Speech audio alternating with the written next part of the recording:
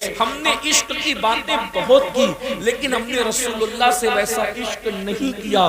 جیسی ہم نے باتیں کی، جیسے نعرے لگائے، ویسے ہم نے حضور سے عشق نہیں کیا، حضور سے ویسی محبت نہیں کی۔ میرے بھائی، جو جس سے عشق کرتا ہے وہ ہر دم اس کا ذکر کرتا ہے، جو جس سے عشق کرتا ہے وہ ہر دم اس کو یاد رکھتا ہے، جو جس سے عشق کرتا ہے وہ اس پر مر مٹنے کا جذبہ رکھتا ہے۔ ارے نادان، کبھی پتنگوں سے ہی سیکھ لیا ہوتا۔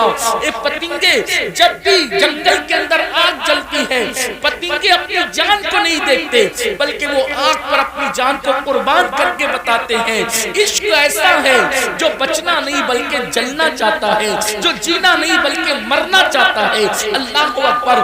ہمارا حال یہ ہے، ہم ہیروز کی تصویریں اپنے موبائل کے اسکرین پر بھی رکھیں، ہم گانوں کی ٹون اپنی رنگ ٹون پر لگا کر بھی رکھیں، ہم کپڑے، چلنا پھرنا، بولنا، اسٹائل، پوری زندگی کا سارا لائف اسٹائل جو ہے وہ ہیرو کے کرکٹر کے انداز میں کریں اور دعویٰ کریں عشق مصطفیٰ کا، دعویٰ کریں محبت رسول کا۔ نہیں نہیں، یاد رکھنا، اگر آپ عاشق بن جائیں گے، عاشق، تو اللہ اکبر، بہت سے ایسے عالم ہوں گے جن کو عشق نصیب نہیں ہے، ان سے بھی آپ آگے بڑھ جائیں گے۔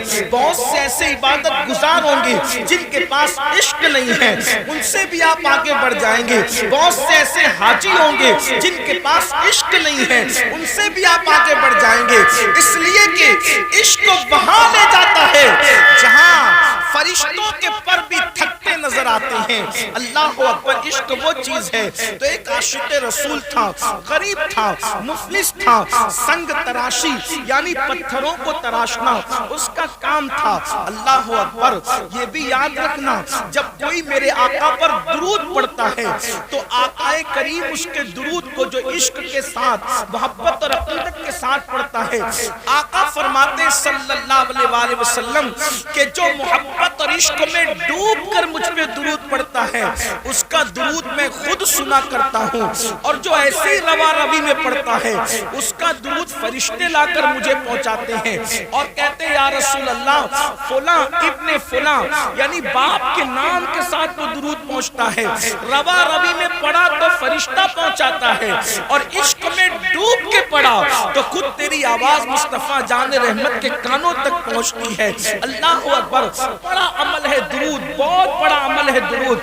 درود کبھی مردود نہیں ہے، اور درود پڑھنے والا بھی کبھی مردود نہیں ہے۔ جو کثرت سے درود پڑھتا ہے مرنے کے بعد اس کا کفن بھی میلا نہیں ہوتا، اس کے جسم کو قبر کی مٹی نہیں کھاتی۔ یہ درود بہت بڑی چیز ہے۔ بچے کو درود کی کثرت کروا دو، خود بھی اٹھتے بیٹھتے چلتے پھرتے وضو بے وضو درود شریف پڑھتے رہو۔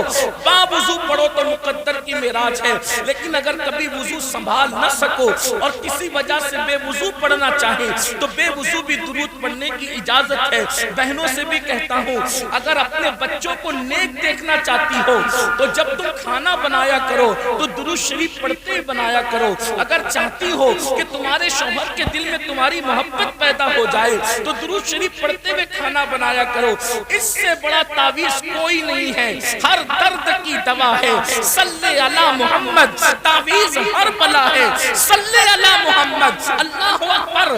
تو وہ سنگ تراش تھا، پتھروں کو تراشتا تھا۔ درود شریف کی ایک مقبول کتاب ہے، مقبول ترین کتاب جس کو دلائل الخیرات شریف کہتے ہیں، وہ اس کے 7 باب ہیں، اس کے 7 چیپٹر ہیں، اور اس نے، اس سنگ تراش نے، اس پتھر تراش نے، پتھروں کو تراشنے والے اس بندے نے پوری دلائل الخیرات شریف کو حفظ کر رکھی تھی، زبانی یاد کر رکھی تھی، اور جب بھی وہ پتھر تراشنے کا کام شروع کرتا تو پہلے دلائل الخیرات کا ایک چیپٹر، ایک سبق، ایک باب پڑھ لیا کرتا، یعنی پہلے درود پڑھتا بعد میں کام کرتا، پہلے درود پڑھتا بعد میں کام کرتا، اور ہر دن اس کی تمنا رہتی کبھی تو بلاوا آئے گا، کبھی تو آقا طلب فرمائیں گے، کبھی تو آقا بلائیں گے۔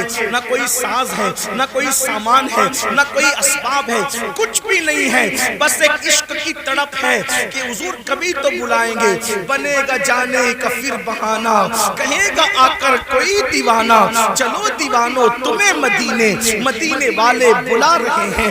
اللہ اللہ اکبر، جب تڑپ سچی ہوتی ہے تو پھر کرم ہوتا ہے۔ ایک رات اس کو میرے آقا کی یاد آئی اور روتے روتے وہ سو گیا۔ جب سویا تو اس کی آنکھ جب بند ہوئی، دل کی آنکھیں بیدار ہوئی۔ اس نے کیا دیکھا؟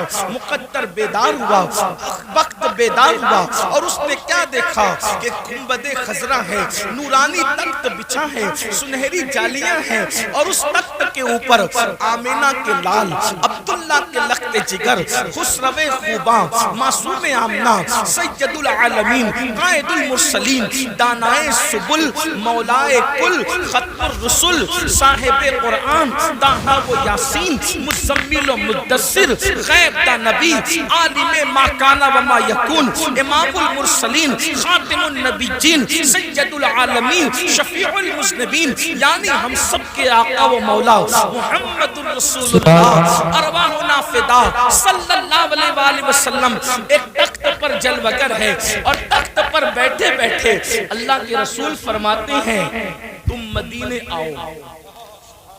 سرکار خود دعوت دے رہے ہیں تم مدینے آؤ، اور یہ دیکھو یہ میرے گنبد کا ایک کنگرا ٹوٹ گیا ہے، اس کو تم اپنے ہاتھ سے آ کر کے تعمیر کرو۔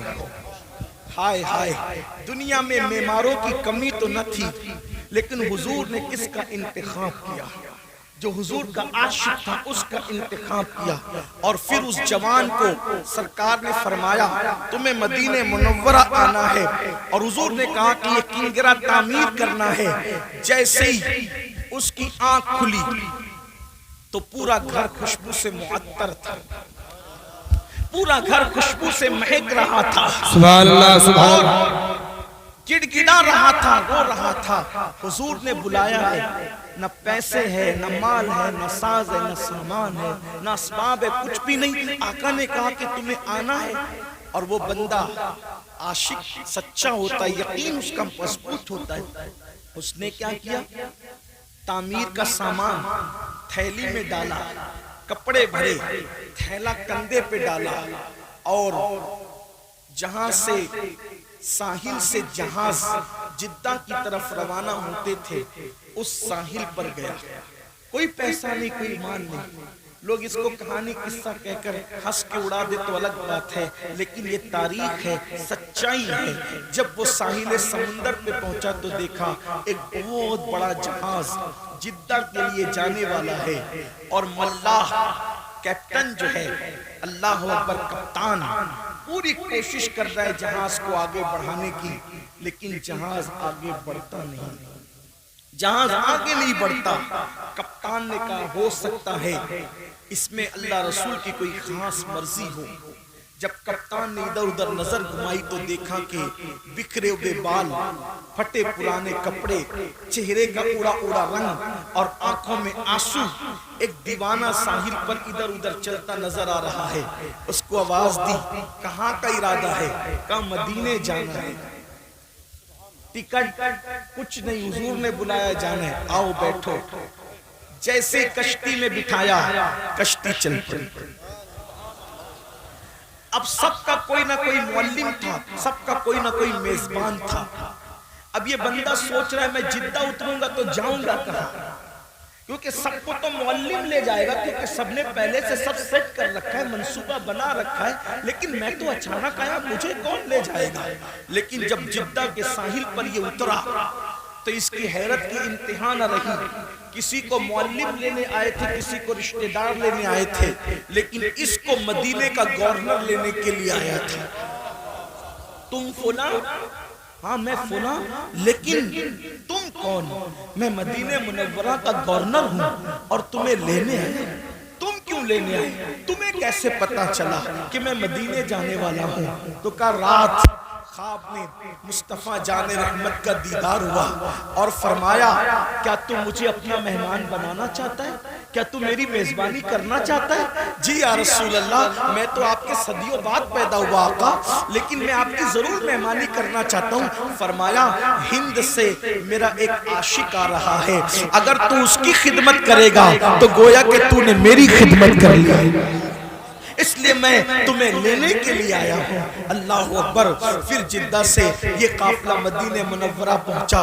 اس عاشق نے کہا، لوگوں نے کسی نے کہا کھانا کھا لو، کسی نے کہا کپڑے بدل لو، کسی نے کہا یہ کر لو، کسی نے کہا وہ کر لو۔ اس نے کہا میں نے کچھ نہیں کرنا، میں تو جس کام سے آیا ہوں وہی کام کرنا ہے۔ اور عاشق غسل کر کے جب آقا کی جالیوں کے سامنے گیا تو عرض کیا یا رسول اللہ، پہلے تو آپ پر سلام ہو، اور دوسرا یہ سرکار سب آتے ہیں، اہتمام سے آتے ہیں اور پیسے خرچ کر کے آتے ہیں، انتظامات سے آتے ہیں، لیکن یا رسول اللہ میں تو خالص آپ کے بلاوے پر آیا ہوں، اور آنے والا کوئی نہ کوئی مراد لے کر آتا ہے، میری مراد بس اتنی ہے، گر پڑ کے یہاں پہنچا، مر مر کے تمہیں پایا، چھوٹے نہ یا رسول اللہ سنگے درے جانانا۔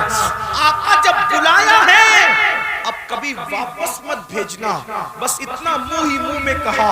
ان کا درد وہ در ہے کہ میرے کریم سے گر قطرہ کسی نے مانگا، دریا بہا دیے ہیں، در بے بہا دیے ہیں، کون دیتا ہے دینے کو منہ چاہیے، دینے والا ہے سچا ہمارا نبی قربان۔ میں ان کی بخشش کے مقصد بھی زباں پر آیا نہیں، قربان میں ان کی بخشش کے مقصد بھی زباں پر آیا نہیں، بن مانگے دیا اور اتنا دیا دامن میں ہمارے سمایا نہیں۔